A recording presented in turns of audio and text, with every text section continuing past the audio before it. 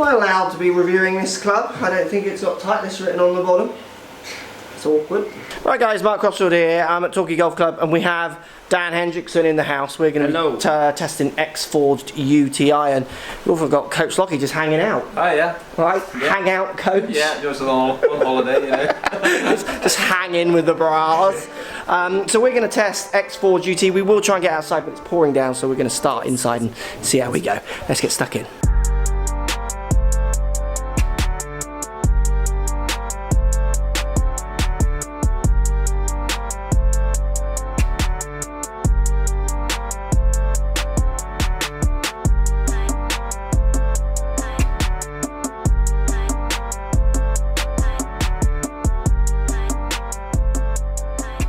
So what we got with this one, guys, we've got a CG that aligns with the centre of the face, I think you said, Dan. So basically that's that shape there, I reckon. It's gonna be there, I think. Yeah. Is producing a CG that aligns with the centre of the face. Centre of the face, yeah. It's a hollow body construction. Yeah. What that will do, I'm not quite sure. Maybe allow playing with face thicknesses, those kind of things. I would have thought so, definitely. And there's been a big input from tour players, which often means we're going to see maybe what we'd call like classic kind of shaping next to no offset, less offsets, thinner top lines, bearing in mind it is trying to be a helpful club. And when we look down at it, I mean, it does look good, doesn't it? It looks lovely, that. Yeah. It is that kind of better players shape. You don't really see the back out of it when you look down, do you? No, you don't see the back of it. Too much of that. Top line is relatively thin, like I say, bearing in mind it's a helpful line, and the offset is minimal. Strategically placed CG. I mean, this is your club all over, isn't it? I like this. So. I really do like this. It's a good looking iron. It's not too offset, as we know. I get a bit funny about that. Yeah. But yeah, I think they've done a really good job on this particular club. Definitely. Hitting it then. I mean, I agree. Down by the ball, not much offset. It's good looking. Again, I'm a hybrid player, so I'm not going to get launches that would make me game this. But certainly when I was growing up and competing, I would kind of consider these clubs at windier condition courses, maybe, you know, if I had to hit a lot of low shots. But I think people always forget, for the amount of shots you get into the wind, you might get equal down, where again, this won't help. So it's always finding that balance that kind of suits your bag, really. Let's give it a hit and see how it feels. So it's a nice sound and feel. It does feel good off the face. That's exactly what I would expect. Is that hitting the line? Oh. I'll hit 3, shall I? I'll hit 3 and then we'll have a look at the numbers.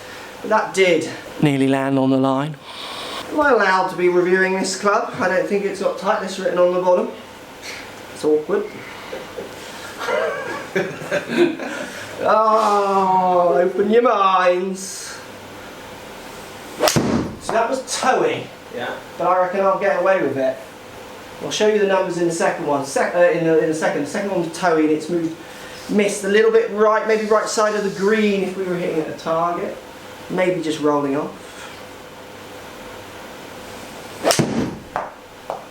Hit that really nice. That's nice, yeah. And that's a good number for me. We'll show you those numbers. So if we look at my 3 shots here, you got 201 carry and 198 on the first, and the last, which is the better hits. Dropping down to 192 on the toe strike. I'm peaking height at 28. My hybrid often gets in the 30s. So that's where I find it's good when you want to go low, but I want them to get up in the air because I'm not particularly stopping it that quickly the other end.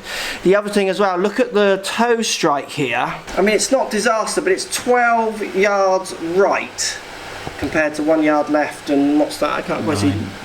9 yards left. What do you reckon would have happened to the hybrid if I hit the toe compared to the UT iron? Back a bit. Yeah, it'd have turned over back at him, wouldn't it? Because as soon as you get the CG coming more off the face, which you will on a hybrid, there's going to be some gearing.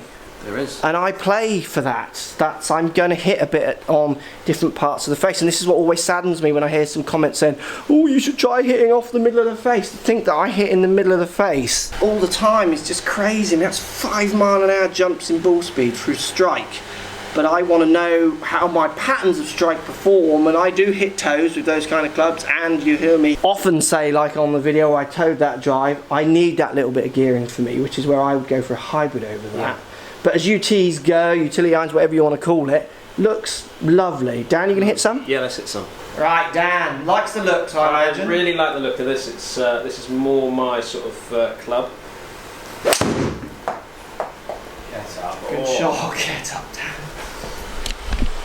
My shot, Good just shot. slightly right of the line, meaning that would be pretty close to target. Yeah. Felt lovely off the face, that did. That felt really nice. Like the feeling of it, Yeah. hence the sound, I guess. is Yeah, what like we're the really sound of saying that. there.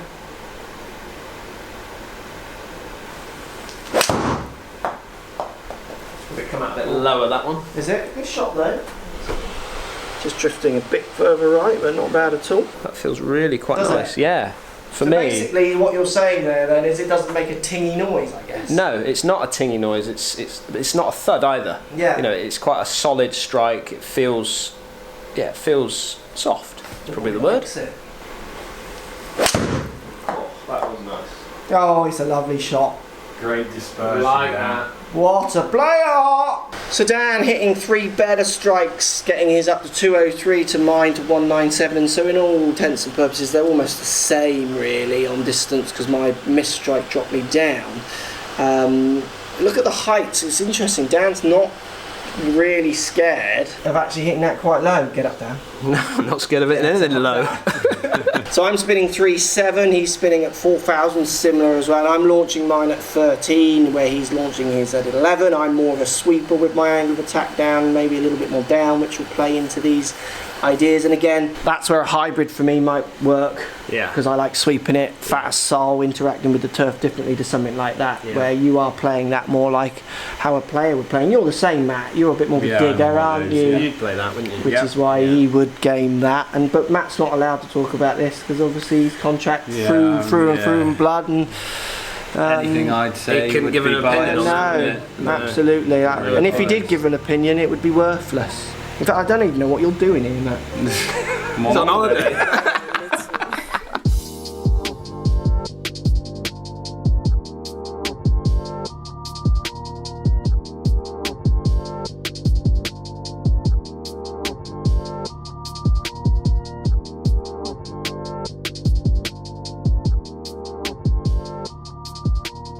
Right, what we're going to do then to finish, because we can't get it outside because it's absolutely homing, we're just heaving it down.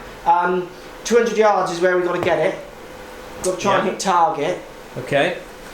Do you want a target? No, the line will work as a target for me. Who can hit it the highest? Get up, Dan. Yeah.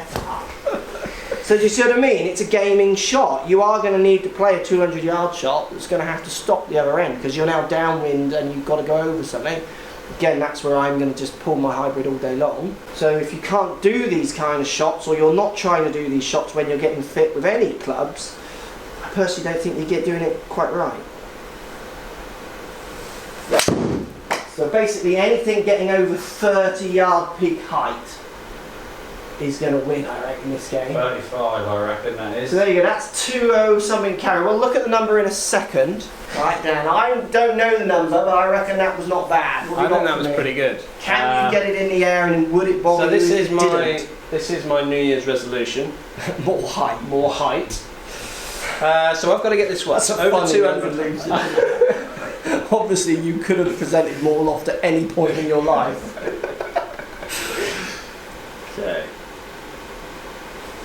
It's got to be higher. Oh, that is. Oh yeah, that's over mine, isn't it? Yeah, that is high. And it's long. Oh, let's look. He can get it up. Dan can get it up. I'm turning that off just for a second. Dan has nailed it. So he's only 1.8 right, where I was 3.1 right. He's straighter. He's 35 peak height, where I was 32. So he can get it up. And he's 201 carry to mine, 196. I didn't actually tell Dan you needed to roll it to 200, so I win. Thank you, good night. So I don't think we need to do the test where you keep it low. I'd have no problem trying to, if I just put that anywhere further back in my stance, that's Yeah. going to go lower. Absolutely will, yeah. And that's not going to go as high as my hybrid peaks, but for you, that's quite impressive. I like that. And to be fair, I didn't quite catch that bang out the middle. Was it low or high on the face? It was slightly low. So I would you say. could have got an extra yard of height. maybe. But it was just slightly more at the toe. But it was still, yeah, it was. I could play that all day long. Callaway X Forged UT iron. Definitely looks good. Sounds good. I like this idea of centre of gravity in the middle of the face, so obviously not all low to try and help you push the ball up in the air. It's a better player's club in theory. And I think if I was this kind of player, I could absolutely game that no problem, because it does fit in with the kind of sets of irons I play. Good club, go and test it. Let me know what you think. As always, post those comments down below. If you're thinking about getting these gloves, go and get fitted. Get lessons. Doesn't matter how long or how many times I say it, some companies just don't get that, do they?